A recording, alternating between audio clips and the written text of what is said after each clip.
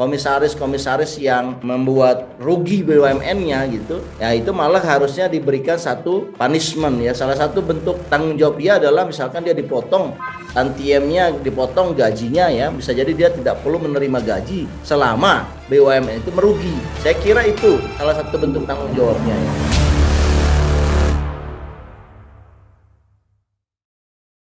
Ya, berikutnya adalah BUMN rugi, komisaris harus bertanggung jawab.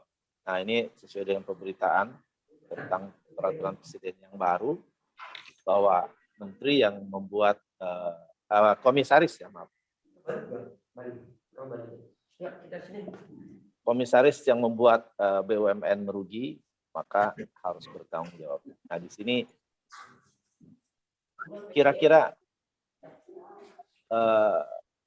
seperti misalkan Pertamina ya, Pertamina itu kan masalahnya adalah pemerintah mempunyai utang, ya kan?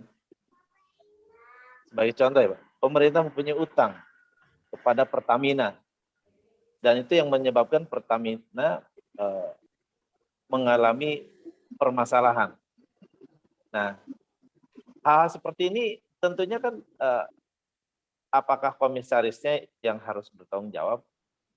Nah, apakah pemerintah juga harus bertanggung jawab? Ini ada kasus seperti itu. Gimana Bang Matur melihatnya?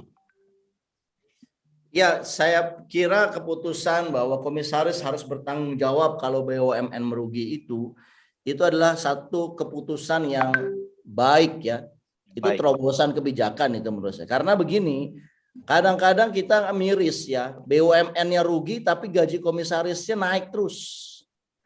Nah, ini yang nggak benar gitu loh. Jangan sampai BUMN kita ini merugi karena memang para komisaris dan direksinya itu memang hanya menjadikan BUMN itu sebagai sapi perah saja, bukan untuk memperbaiki atau lagi meningkatkan profitabilitas dari BUMN itu gitu.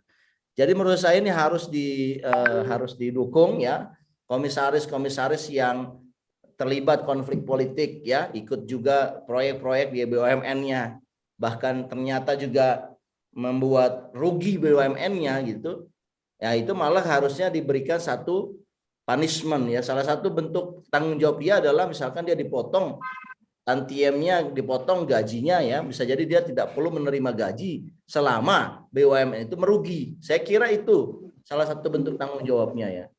Nah, yang kedua yang menurut saya ada terobosan juga, yaitu para direksi BUMN ini dipertegas oleh pemerintah agar tidak menjadi pengurus partai politik.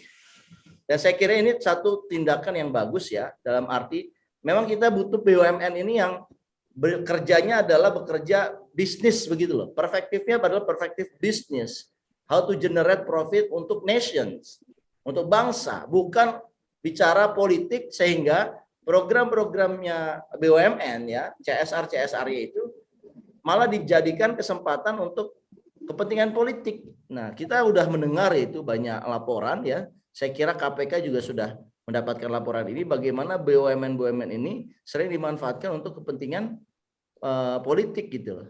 Nah, saya kira kalau ya kepentingan rakyat yang menjadi apa istilahnya dasarnya BUMN ini bekerja, maka saya kira BUMN ini akan menjadi BUMN yang sehat gitu.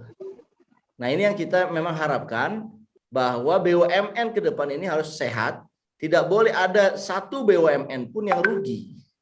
Kalau dia rugi berarti para komisarisnya tidak perlu digaji ya. Buat apa negara menggaji para komisaris ya, para direksi, ternyata mereka hanya menambah daftar panjang kerugian dari BUMN ini. Saya kira nggak begitu ya.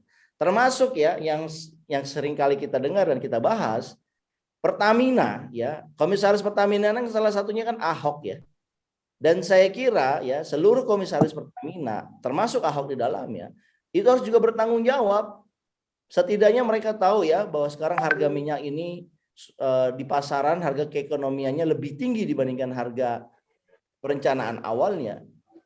Nah, komisaris ini kan bisa memberikan guidance kepada direksi untuk mencari sumber-sumber profit lain untuk mengkompensasi kerugian di kenaikan harga BBM misalkan.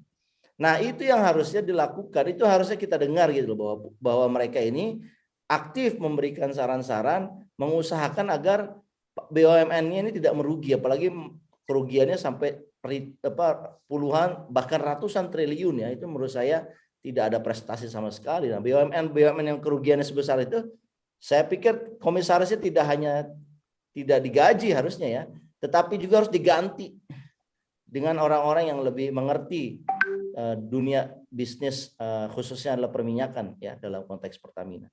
Saya kira itu, Bro. Jadi kan kalau sering kita dengar ini Bang ya, istilah gini, BUMN ini kalau seandainya BUMN-nya untung, maka yang banyak dapat bonus tuh komisarisnya, gitu kan. Komisaris berbagi-bagi lah, dividennya besar. Tapi ketika satu BUMN itu rugi, maka yang diminta kontribusi itu rakyat gitu. Baik itu entah lewat APBN atau apa, segala macam. Jadi ketika untung dia yang menikmati, kalau rugi, rakyat yang harus suruh menanggung gitu. Nah, saya pikir nih harus betul ya, harus dirubah banget nih paradigma BUMN kita saat ini. Iya betul, saya setuju itu bahwa bentuk tanggung jawab dari komisaris ini ketika BUMN rugi bentuknya adalah mereka tidak perlu digaji. Iya.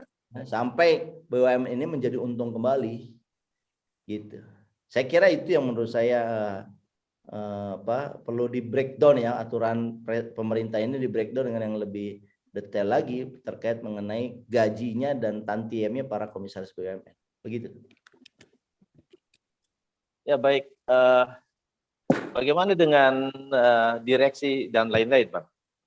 Ini kan hanya sama. Mereka juga menunjukkan satu tanggung jawab ya ketika BUMN rugi. Salah satunya adalah dengan cara ya mereka harus gajinya itu dilakukan pemotongan gitu, sampai BUMN ini mengalami positif. Ada tambahan, Bang Mus? Saya pikir saya cukup ya. Oke, baik.